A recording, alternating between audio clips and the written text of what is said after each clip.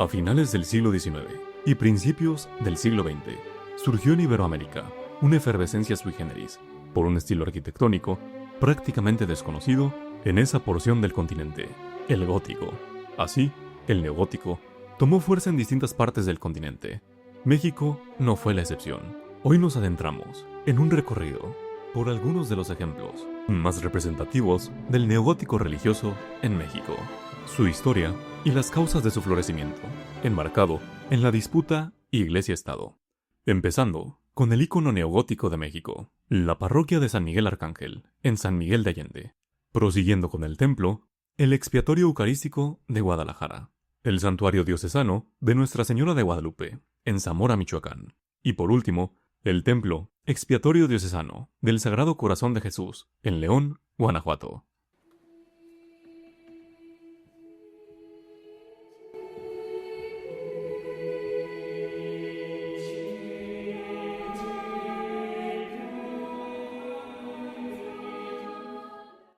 El que el neogótico en México haya surgido hacia el final del siglo XIX no fue casualidad.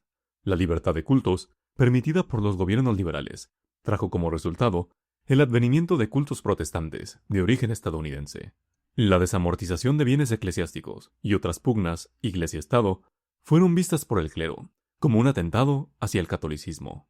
Dentro de las múltiples acciones emprendidas ante tal problemática, la edificación de una arquitectura monumental, arraigada en un estilo de origen medieval, cuando el brazo de la Iglesia impregnaba prácticamente todo aspecto de la vida social, se vislumbró como una respuesta que permitía legitimar la importancia del catolicismo en la construcción de la identidad nacional.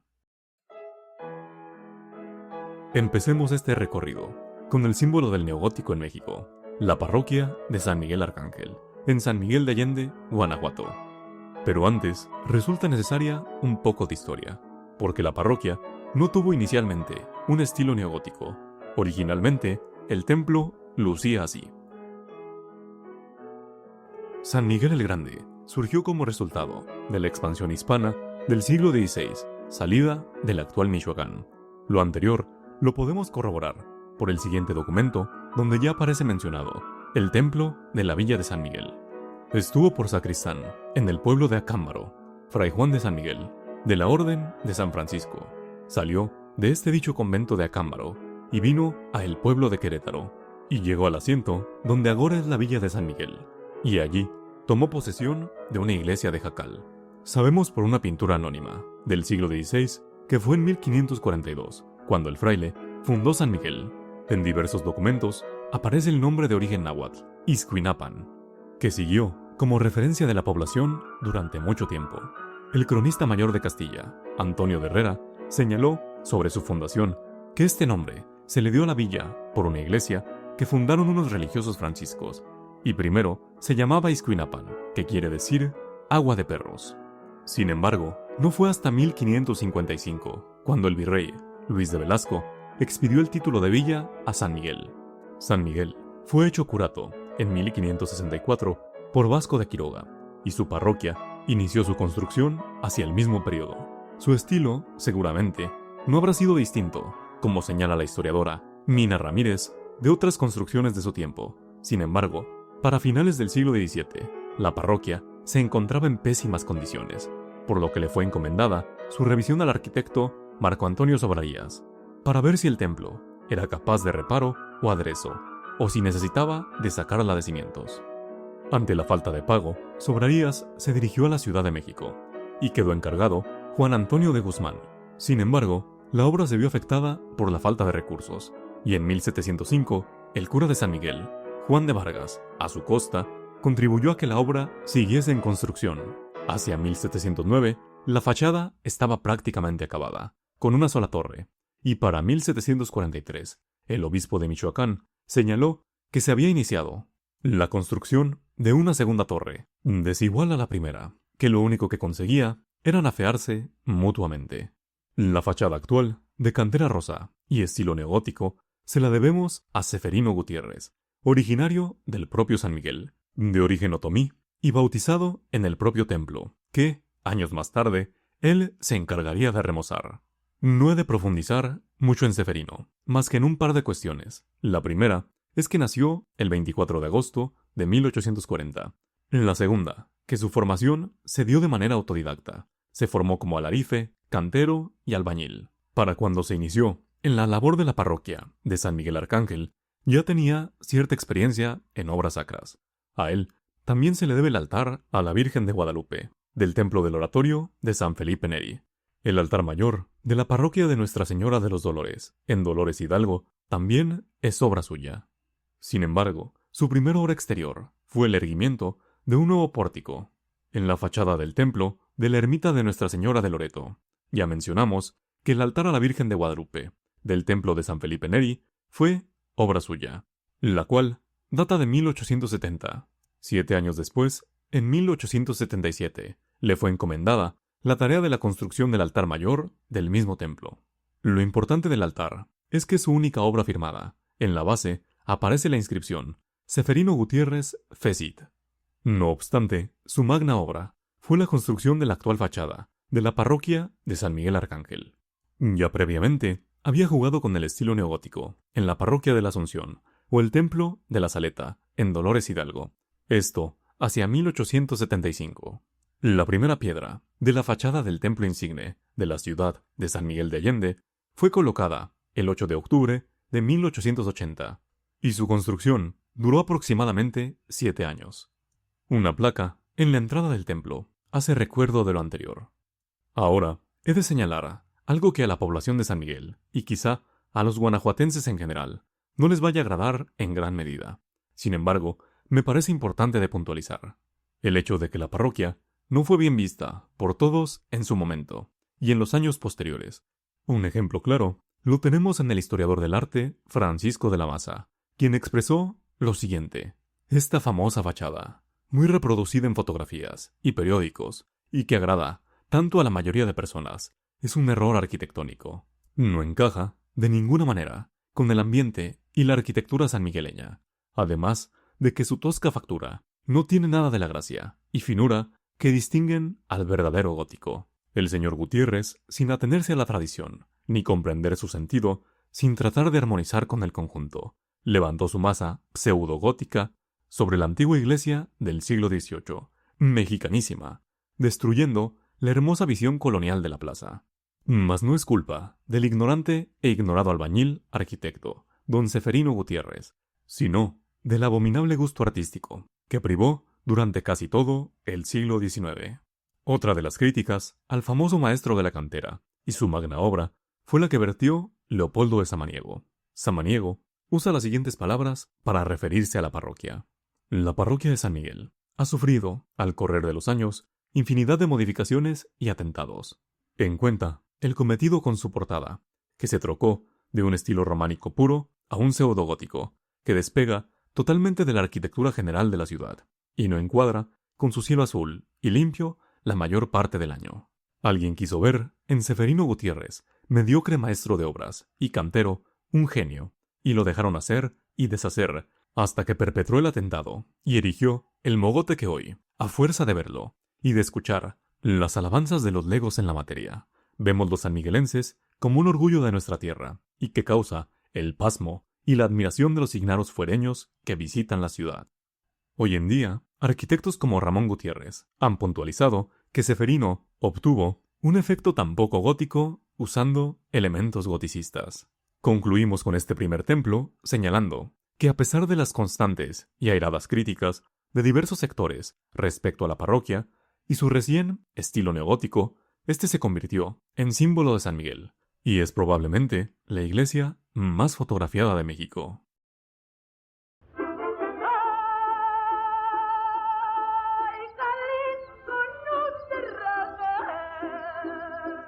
En orden cronológico, la siguiente edificación en iniciarse fue la parroquia El Expiatorio Eucarístico en Guadalajara, Jalisco. La primera piedra fue colocada el 15 de agosto de 1897 y tardó 75 años en concluirse.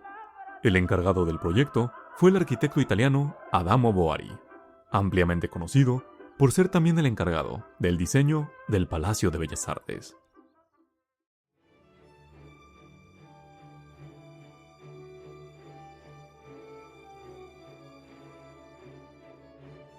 De igual forma, el Palacio Postal es obra suya, ambos en la Ciudad de México. Con el inicio de la Revolución Mexicana, el templo quedó suspendido de forma intermitente. Sumado a lo anterior, la falta de recursos hacía parecer inviable retomar el proyecto. Incluso se llegaron a perder los planos originales, por lo que el proyecto fue replanteado hasta que el arquitecto Ignacio Díaz Morales logró consolidarlo. Morales, oriundo de la propia Guadalajara, supervisó su construcción hasta 1972, cuando solo restaban algunos detalles para ser finalizado. Si bien el templo tiene una base neogótica, la mano de los diferentes encargados del proyecto se vislumbra en su edificación, como una mezcla de estilos, donde el eclecticismo da cuenta de la evolución del pensamiento cristiano a lo largo del siglo XX.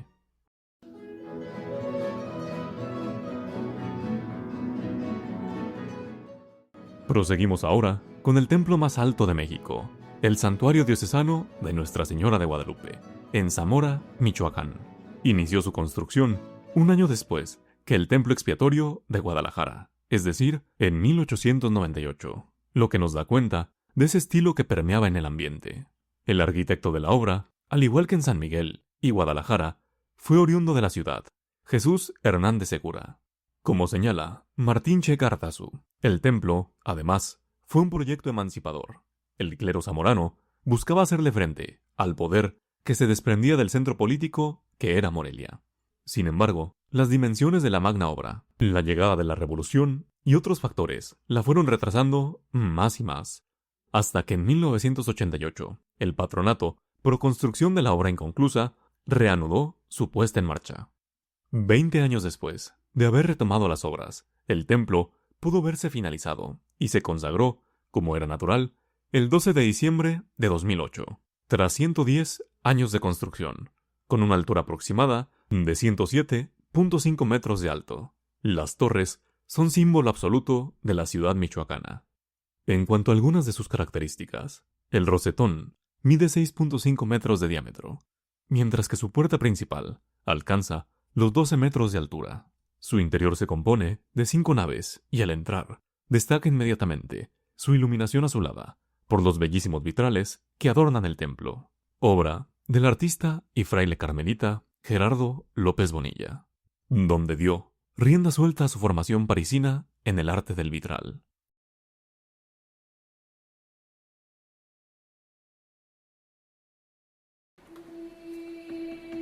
Por último, damos paso al Templo Expiatorio Diocesano del Sagrado Corazón de Jesús, en León, Guanajuato. Su primera piedra fue colocada un 8 de julio de 1921 y estuvo bajo el cargo del arquitecto Luis García Olvera y el ingeniero Francisco Zamora. Como muchos de estos templos de estilo neogótico, la revolución y sus consecuencias, así como el anticlericalismo callista, frenaron constantemente sus obras. En el caso del templo de la ciudad leonesa, tardó 89 años en verse finalizado, lo que, de nueva cuenta, como en el caso de Guadalajara, dio lugar a un estilo neogótico ecléctico, pues a lo largo del tiempo sumó algunas características no previstas desde su inicio. Respecto a su inspiración, se barajan dos hipótesis. En primer lugar, que el arquitecto Olvera se basó en la afamadísima Catedral de Colonia, en Alemania, culminada en 1880, después de 7 siglos de construcción, y que durante 4 años fue la estructura humana más alta del mundo, con sus 157 metros, mientras que el arquitecto José María Méndez Córdoba, encargado de la fase final del proyecto, consideró como otra posible influencia la Catedral de Nuestra Señora de Chartres, levantada entre los siglos XII y XIII. El templo guanajuatense tiene planta de cruz latina, 3 naves y 2 niveles en altura. Destaca inmediatamente el rosetón central de la fachada principal y 2 torres campanario recargadas de arcos ojivales, pináculos y tracería.